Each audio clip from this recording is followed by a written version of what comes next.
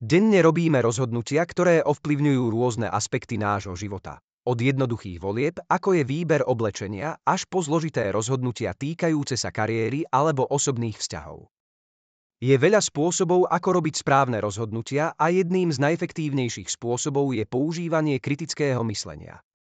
Kritické myslenie je schopnosť analyzovať a hodnotiť informácie a argumenty spôsobom, ktorý vedie k presným a spoľahlivým záverom. Táto schopnosť je kľúčová v mnohých oblastiach života, od každodenných rozhodnutí až po profesionálne a akademické úspechy. Kritické myslenie zahŕňa niekoľko základných komponentov.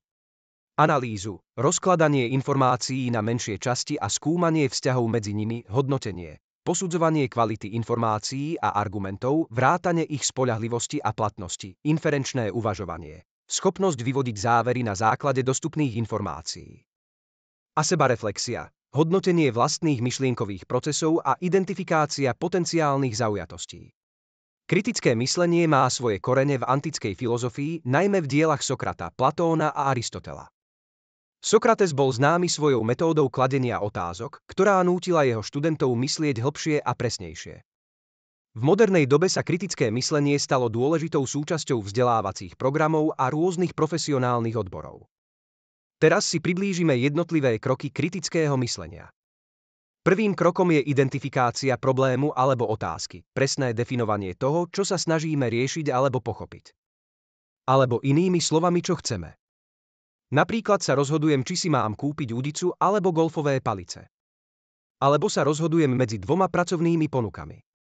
Zhromažďovanie informácií, získanie relevantných údajov a zdrojov. Analýza informácií, rozbor získaných údajov a identifikácia kľúčových bodov. Formulácia záverov, vyvodenie záverov na základe analýzy a hodnotenia.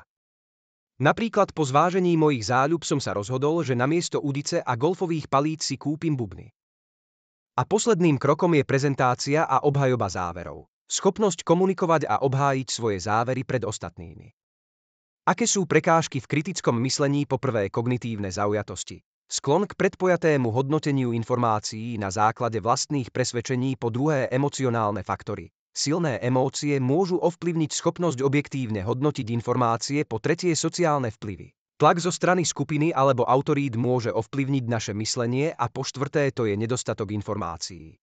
Nedostatočné alebo nesprávne informácie môžu viesť k nesprávnym záverom.